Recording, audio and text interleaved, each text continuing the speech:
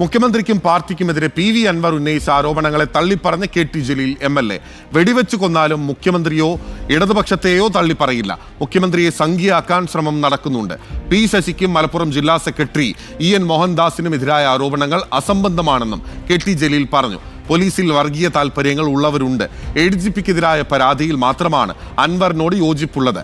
അൻവറിന്റെ പുതിയ പാർട്ടിയോട് ശക്തമായി വിയോജിക്കുന്നുവെന്നും CPIM സഹയാത്രികനായി മുന്നോട്ടു പോകുമെന്നും ജലീൽ വ്യക്തമാക്കി.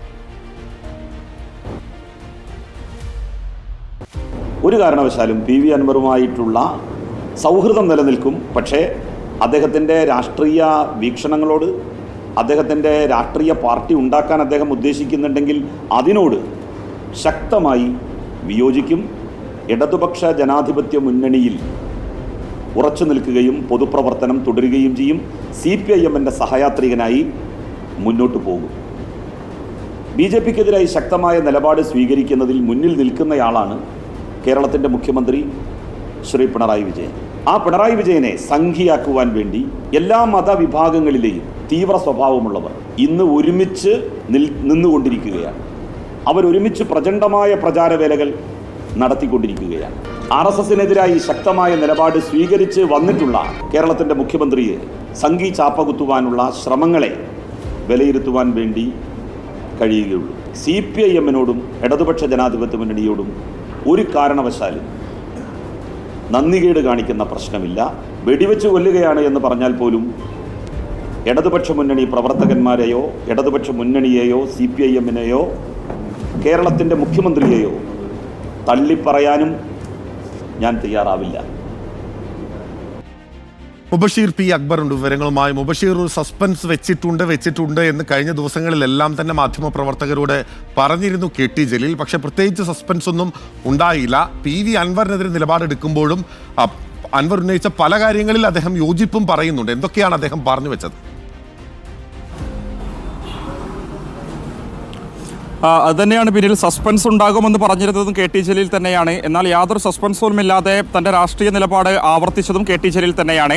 നമുക്കറിയാം, ആദ്യഘട്ടത്തിൽ മുഖ്യമന്ത്രി പിണറായി വിജയനെതിരെയും അതുപോലെ തന്നെ പോലീസിനെതിരെയും ആരോപണങ്ങൾ ഉന്നയിച്ച PV അൻവറിന്റെ പശ്ചാത്തലം നമുക്ക് മുന്നിലുണ്ട്. അതായത് ആദ്യഘട്ടത്തിൽ ADGP അജിത് കുമാർ ഉൾപ്പെടെയുള്ള പോലീസുകാർക്കെതിരെ ഗുരുതരമായ ആരോപണങ്ങൾ PV അൻവർ ഉന്നയിച്ച പശ്ചാത്തലത്തിൽ സമാനമായ പരാതികളും ആരോപണങ്ങളും കെ ടി ജലീലും ഉന്നയിച്ചിരുന്നു. അദ്ദേഹം അത് ഫേസ്ബുക്ക് പോസ്റ്റിലൂടെയായിരുന്നു അറിയിച്ചിരുന്നത്. മുഖ്യമന്ത്രി പിണറായി വിജയനെ അൻവർ കണ്ടതിന് സമാനമായ രീതിയിൽ കെ ടി ജലീലും കണ്ടിരുന്നു. അതിനുശേഷം പൊതുപ്രവർത്തനം അവസാനിപ്പിക്കുകയാണെന്ന പ്രഖ്യാപനം കെ ടി ജലീൽ നടത്തുന്നു. ഒക്ടോബർ 2 തന്റെ പുസ്തകമായ സ്വർഗസ്ഥനായ ഗാന്ധിജി എന്ന പുസ്തകം ഇറങ്ങിയതിനു ശേഷം തന്റെ രാഷ്ട്രീയ നിലപാട് വ്യക്തമാക്കുമെന്നുള്ളതായിരുന്നു അദ്ദേഹം പറഞ്ഞിരുന്നത്. അദ്ദേഹത്തിന്റെ രാഷ്ട്രീയ നിലപാട് എന്താണെന്ന് രാഷ്ട്രീയ കേരളത്തിന് അറിയാം. അത് ഇടത് സ്വതന്ത്രനായി നിൽക്കുന്ന MLA ആണ് അദ്ദേഹം. 4 തവണ ഇത്തരത്തിൽ MLA ആയതും ഇടത് സ്വതന്ത്രനായി തന്നെയായിരുന്നു.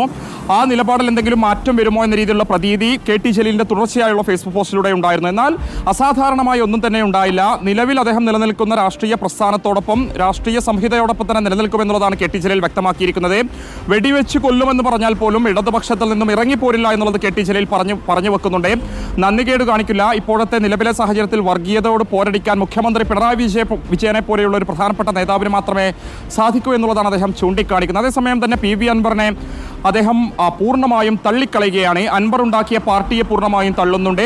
ഏറ്റവും ഒടുവിൽ അൻവർ ഉന്നയിച്ച ആരോപണങ്ങൾ മുഖ്യമന്ത്രി പിണറായി വിജയനെതിരെ, സംസ്ഥാന സർക്കാരിനെതിരെ, പാർട്ടിക്കെതിരെ, മുഖ്യമന്ത്രിയുടെ പൊളിറ്റിക്കൽ സെക്രട്ടറി P. ശശിക്കെതിരെ ഉൾപ്പെടെ ഉന്നയിച്ച ആരോപണങ്ങൾ ഒരു തരത്തിലും ന്യായീകരിക്കാൻ സാധിക്കില്ല. അതിനോടൊന്നും തന്നെ തനിക്ക് യോജിപ്പില്ല എന്നതാണ് വ്യക്തമാണ്.